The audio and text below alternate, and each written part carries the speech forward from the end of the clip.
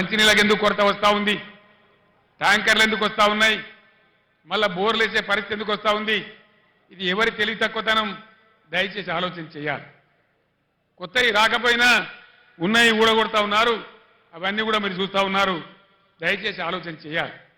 కరెంటుకి ఏం రోగం వచ్చింది, మంచినీళ్ళు ఎందుకు ఇవ్వలేకపోతున్నారు, ఇది ఏం లోపము, దీనికి మరి ఎట్లా సరి కావాలా? ఈ పార్లమెంట్ ఎన్నికల్లో మీరు ఒక నిర్ణయం తీసుకోవాలి. తెలంగాణ ప్రజల చేతులలో, మంచి పద్ధతికి మంచి అభివృద్ధికి పోయినటువంటి తెలంగాణ రైతుల చేతులలో ఉన్నటువంటి ప్రభుత్వం పక్కకు జరిగినంత మాత్రాన ఇన్ని బాధలు ప్రజలకు ఎందుకు రావాలి? ఇలా ప్రజలకు ఏం కావాలి? ప్రజల చేతిలో ఒక అంకుశం కావాలి, ఒక హంటర్ కావాలి. కాంగ్రెస్ పార్టీ మెడలు వంచి, ఈ ప్రభుత్వం మెడలు వంచి ఇవన్నీ మీకు చేయించేటువంటి ఒక అంకుశం కావాలి.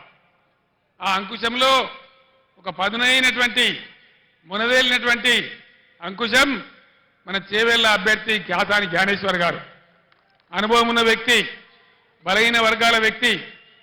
ఖచ్చితంగా ఈ ప్రభుత్వాన్ని మెడలు వంచి మీ పనులు చేయించానంటే ఈరోజు తెలంగాణలో అన్ని ఎంపీ స్థానాలలో బీఆర్ఎస్ఏ గెలవాల్సిన అవసరం ఉంది. లేకపోతే ఏమవుతుంది? ఒకటే మాట మీరు ఆలోచన చేయండి.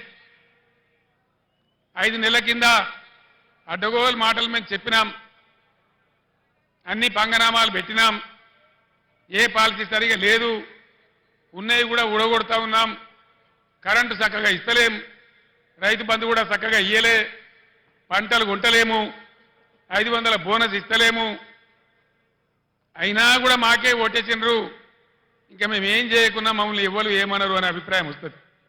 తస్మాత్ జాగ్రత్త. నేను యావత్తు తెలంగాణకు చెప్తా ఉన్నా, ఇక్కడి నుంచి ఈ ప్రభుత్వం చేసిన మీకు ఇచ్చిన వాగ్దానాలు నెరవేరాలంటే చాలా చిన్న లాజిక్.